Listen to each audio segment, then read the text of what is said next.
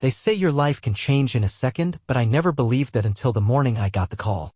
I was halfway through a bagel at my desk, muting a Zoom call about supplier invoices, when my phone lit up with a number I didn't recognize. I was going to ignore it. I wish I had. But something, instinct maybe, or guilt for always screening calls, made me answer. "Is this Aaron Myers?" the woman asked. Her voice was steady, too steady. "Yes, who is this?" "I'm calling from St. Joseph's. I'm sorry to inform you, your brother Daniel and his wife Marissa were in a car accident early this morning." I blinked. For a second, it didn't register. "They're in the hospital?" I asked, already standing up, heart pounding. "No. They didn't make it." I dropped the phone. It hit the floor with a soft thud, but it felt like an explosion. My ears were ringing. The rest of the call was a blur. What I do remember is the social worker saying, "Your nephews, Liam and Jonah, are with us. You're listed as their emergency contact." My brother's boys, 10 and 6. I hadn't seen them in 6 months. We weren't close. Not like we used to be. I used to call him every Sunday. Then once a month. Then not at all. Work got busy. Life got messy. Daniel always gave me crap for being too obsessed with my job. Now I was supposed to step in and raise his kids? I didn't even know their favorite foods. I didn't know anything. But I showed up. I went to the hospital. I saw Liam curled up in a chair with his Game Boy clutched in his hand like a life raft. Jonah was asleep, using a nurse's lap like a pillow. When they saw me, Liam stood up, hopeful for a second, then confused. "Where's my dad?" he asked. I couldn't answer. I just crouched down and held him. I didn't cry then. Not yet. That came later. The next few days were chaos. Funeral arrangements. Legal paperwork. CPS visits. And then came the question no one had the heart to ask: who would take them in? My parents were in their 70s and barely managing their own lives. Marissa's sister was out of the country. It felt to me. Single, 36, no parenting experience, and suddenly the legal guardian of 2 traumatized kids. Everyone kept saying thank you like I'd done something noble. But the truth? I was terrified. I didn't know how to be a father. Hell, I didn't even know how to be a good brother, and now I had to make up for everything I'd failed at before. I brought them home. My home, a 2-bedroom apartment built for solitude and silence. I gave them the bigger room and moved my desk to the corner of the kitchen. That first night, Jonah had a nightmare and wet the bed. I woke up to the sound of his sobs. I didn't yell. I didn't even know what to say. I just stripped the sheets and started the laundry. It was 3:12 a.m. I remember because I sat in the hallway afterwards staring at the dryer door spin, thinking, this is my life now. I couldn't sleep. I Googled how to raise grieving children. The articles didn't help. Nothing prepared me for the way Liam looked at me at breakfast and asked, "Are you gonna leave too?" And all I could say was no, even though deep down I wasn't sure if I could keep that promise. I had a job. A demanding one. My boss was understanding temporarily. But how long would that last? How long until I had to choose between keeping the lights on or picking Jonah up from school because he threw a tantrum? How long until the cracks started to show? They didn't know yet, but the truth was I wasn't okay. I hadn't been okay in years. My last real relationship ended when my ex told me I cared more about spreadsheets than people. She was right. Now here I was trying to be dad, therapist, teacher, protector. I thought I was doing all right until the envelope arrived. No return address. Just a thick white envelope stuffed into my mailbox with my name on it. Inside was a USB drive and a note: "You don't know the full story. You deserve to." I stared at it confused, then plugged it into my laptop, heart pounding. There was only one file. A video. And when I opened it, I saw my brother, Daniel, sitting in his garage, talking directly to the camera. "If you're watching this," he said, "then I'm gone. But I need you to know the truth. About me. About Marissa. About everything." Then he looked down, his hands shaking. "There's something I never told you. Something I should have said years ago." Daniel looked straight into the camera like he was staring through time, through death, into my soul. "I should have told you before," he said, his voice cracking, "but I thought I could fix it. I thought if I held it together long enough, the storm would pass. But it didn't." He took a shaky breath and rubbed his face. "I know what you're thinking. What is he talking about? What does he need to confess? Just listen, Aaron. Please just listen." I sat frozen at my kitchen table while the kids played in the other room. Daniel continued. "It started about 3 years ago. I found out Marissa was cheating. With someone I knew. Someone close." My stomach clenched. He didn't name names right away. He just said I forgave her the first time. I told myself it was a mistake, a one-time thing. We had the boys. I couldn't imagine breaking up their world. So I stayed. I could hear the pain in his voice. He wasn't the same Daniel I remembered.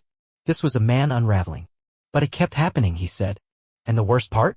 She didn't even try to hide it after a while. I'd find texts, hotel receipts. I even followed her once.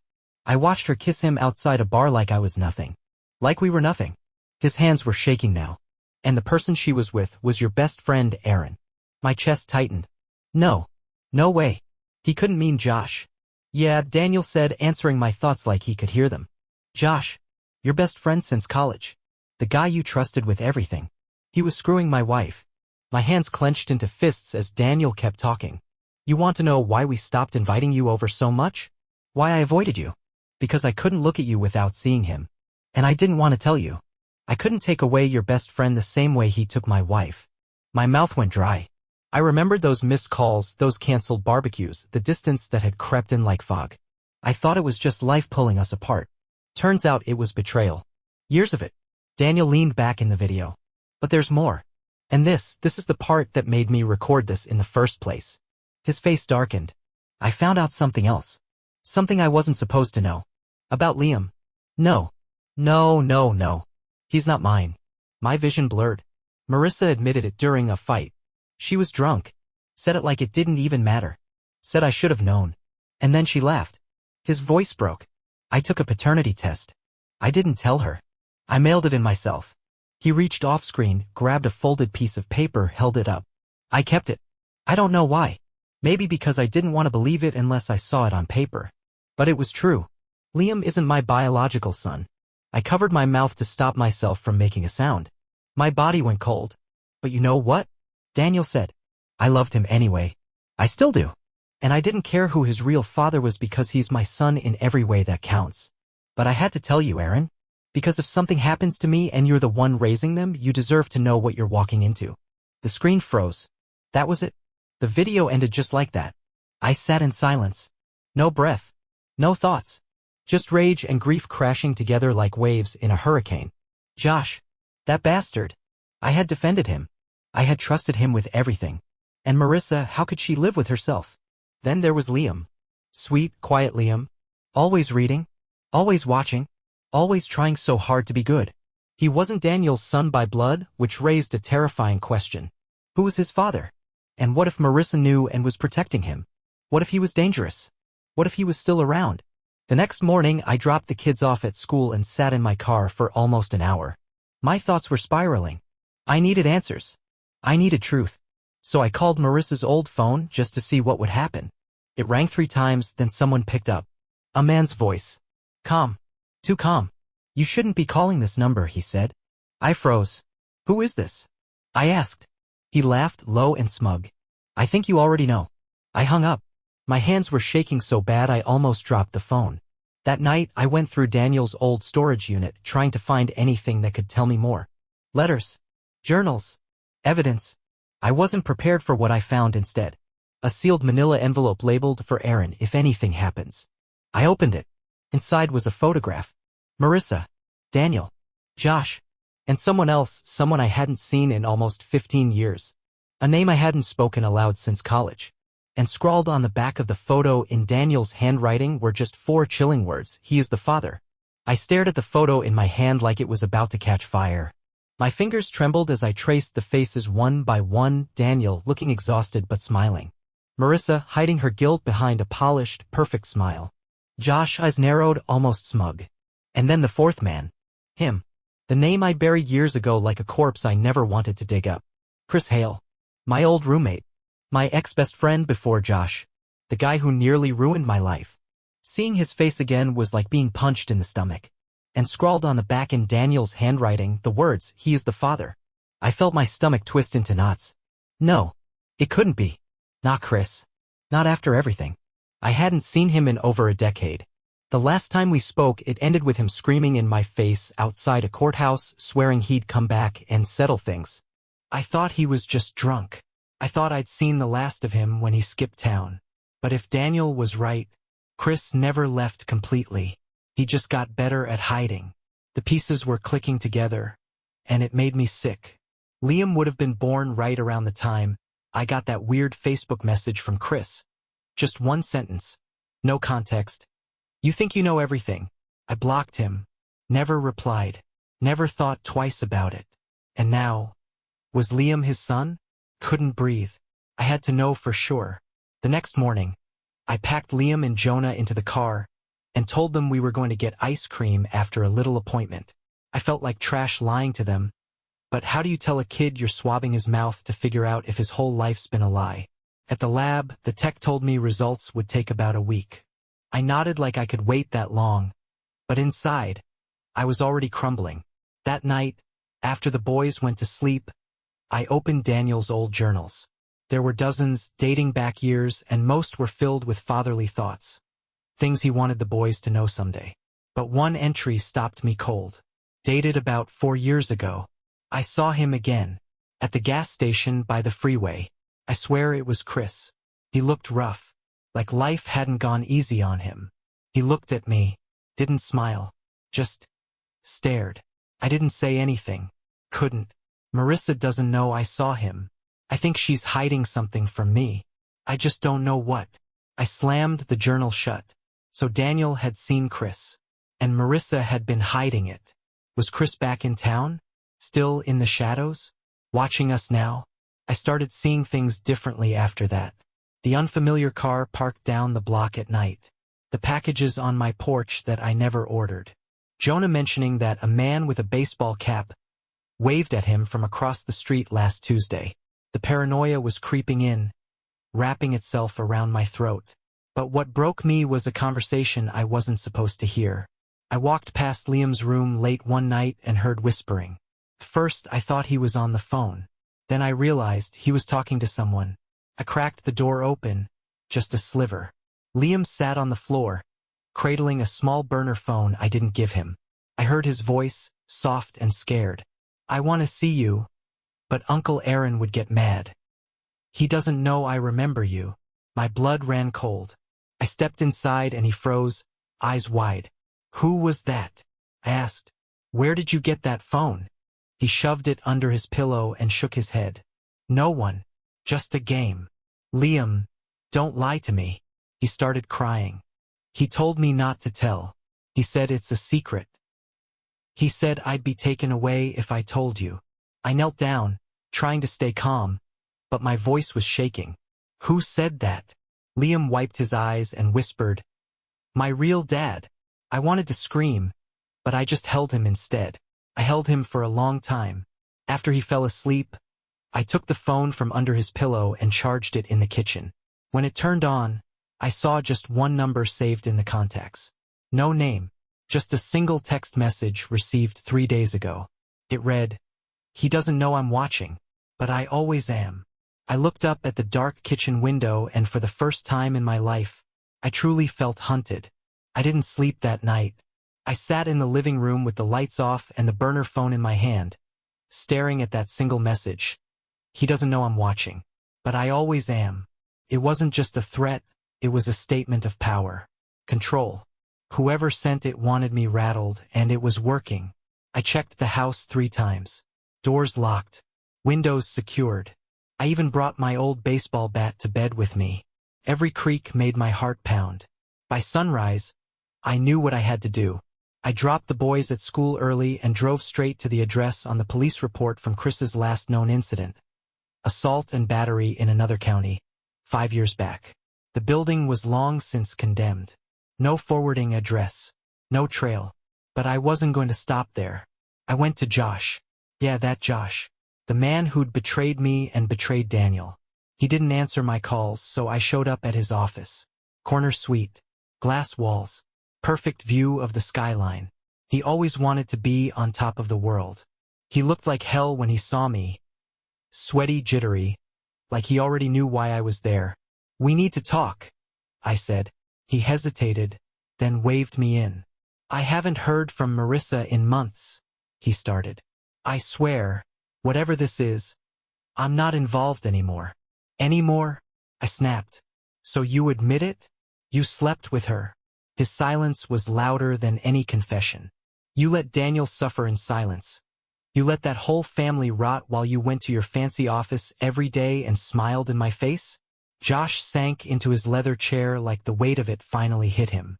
I made a mistake, he whispered. She was magnetic, okay?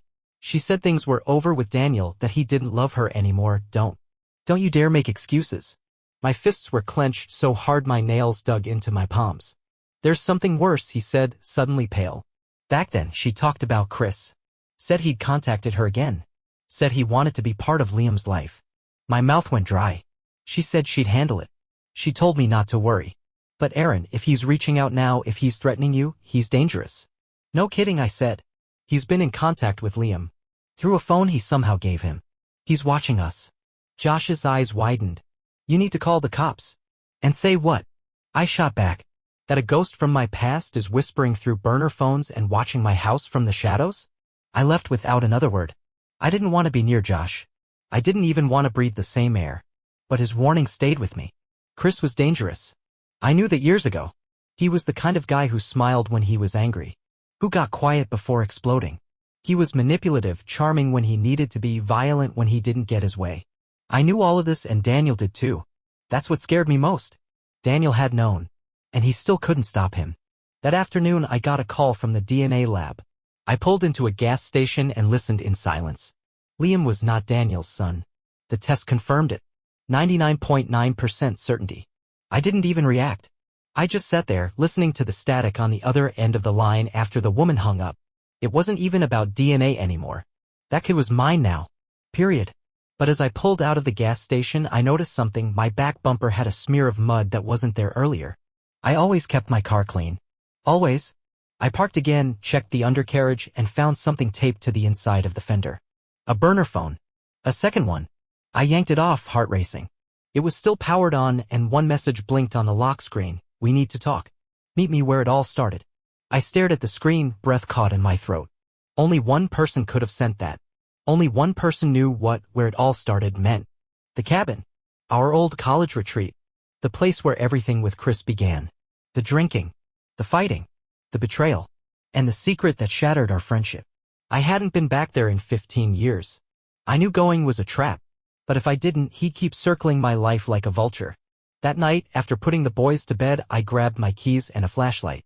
I left a note on the kitchen counter just in case. Just in case I didn't come back. I drove through 3 counties until the trees thickened and the road turned to gravel. The cabin was still there, silent, rotting, waiting. I stepped onto the porch and paused at the door. My phone vibrated. A message. From the burner phone in my pocket. Don't knock. Just come in. And so I did. The door creaked open with a sound that cut through my chest. The air inside was stale, thick with dust and rot. I hadn't set foot in this cabin since the night everything fell apart, me, Chris, and the silence that followed. I stepped in slowly, flashlight cutting through the darkness. The furniture was still there. The table with the knife marks from that dumb drinking game. The broken lamp from our last fight. And then I saw him. Chris. Sitting in the far corner like he'd been waiting for years. Same wild eyes. Same crooked grin. Aaron, he said, like we were picking up an old conversation. Been a while. My heart pounded, but I didn't move. Why now? I asked. Why Liam? Why any of this? He stood. Because he's mine, he said calmly. And because Daniel made sure I'd never see him. He thought he could erase me. I stepped closer, fury rising. He was protecting his family from a psycho. Chris laughed. That's rich coming from you. You and your perfect little world. The truth is, you all lied. Covered for each other. He kept Liam from me. Marissa lied about me. And you? You vanished. You assaulted her, I snapped. Don't act like a victim. He tilted his head. You ever hear her side of the story? Or did you just take Daniel's word like gospel? I froze. Something about his tone, it wasn't rage. It was pity. You don't know what she told me, he said. She said Daniel hit her. Said he threatened her to stay silent. My stomach twisted. You're lying. Am I? He reached into his coat and tossed something at me. A recorder. Old. Worn. He pressed play. Static crackled, then Marissa's voice. If he ever finds out, he'll take Liam and disappear. He said no court would believe me. I'm scared, Chris. I'm scared of what he'll do. The recording stopped. I couldn't breathe. She was manipulating you, I said. She lied to you to get you on her side. Maybe, he whispered. But what if she didn't? I turned away, heart hammering. I didn't know what to believe anymore. And then he said it. Quiet. Cold. I was at the crash site, Aaron. I froze. What? The night they died. I followed them. I didn't cause it, but I watched it happen. And I didn't call for help. My blood turned to ice. You let them die. No, he said, stepping closer. I let him die. But Marissa, she survived. At first. The room spun. What are you saying? I took her. I needed answers. His eyes were wild now. And she gave them to me. All of them. Where is she? I choked. She's gone now, he said softly. But not forgotten. Then he pulled something from behind his back. A photo of Liam. He's all I have left. And before I could react, he pulled out a gun and aimed it at the floor. You need to understand, Aaron. This ends tonight. One way or another. I stood there frozen, the barrel of his gun aimed at the floor, but his eyes locked on me. Haunted, shaking, desperate. Chris didn't look like a man about to kill. He looked like a man with nothing left to live for. You don't have to do this, I said, voice low. Liam is safe. He's cared for. You can still... No, he cut me off.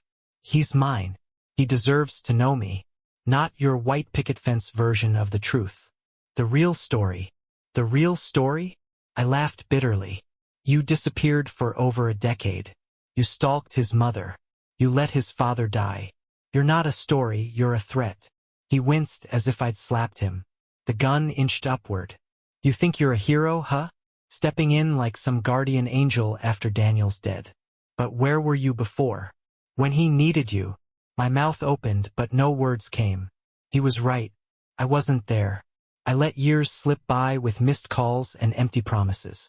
I was too busy being busy. I failed Daniel long before that crash ever happened. Chris saw it, and he hated me for it. I never stopped watching, he said. I saw the birthday parties, the school plays, all the moments I should have had. And Marissa, she lied, sure. But not about everything. What do you want, Chris? I asked quietly. You want custody? You want to be a father now? After everything? He looked down, eyes watering. I want peace. For a second, he looked like the boy I used to know. Then he turned the gun. Not at me, but at himself. No! I lunged, too late. The shot echoed through the cabin like thunder. I dropped beside him, hand pressed to the blood already soaking his shirt. But it was no use. His eyes stared past me, already empty. Silence followed. A deep, hollow kind that wrapped itself around my ribs and squeezed. I called the police. I told them everything. The recording. The phone. The threats. They believed me, or at least enough to write it off as a tragic suicide. No further investigation. No further questions. Just a file and a name and a death that would never fully explain itself. The days after were a blur. I deleted the burner numbers. I erased the video Daniel left. Some truths die easier in silence. I kept the journals. Liam and Jonah deserved to know who their father really was. Not perfect, but strong, loyal, and broken in the ways that made him real. Weeks passed. I moved us to a new apartment. Different school district. Different neighbors. I needed a reset. One morning, Liam came into the kitchen, holding a drawing. Is this our family? I asked. He nodded. That's me and Jonah, and you, and Daddy in the sky. I held it like it was gold. I realized then I didn't need to be perfect. I just needed to stay. That was enough. That had to be. We started therapy. Bedtime got easier. I learned how to braid Jonah's hair for Spirit Day, how to cook Liam's weird favorite food, grilled cheese with pickles. We were healing slowly. But sometimes, when the house goes quiet, I swear I still hear Daniel's voice, or Chris's, or Marissa's laugh. Ghosts don't just vanish. They stay. They echo. They remind you. But now, when I look at the boys, my boys, I know the past won't define us.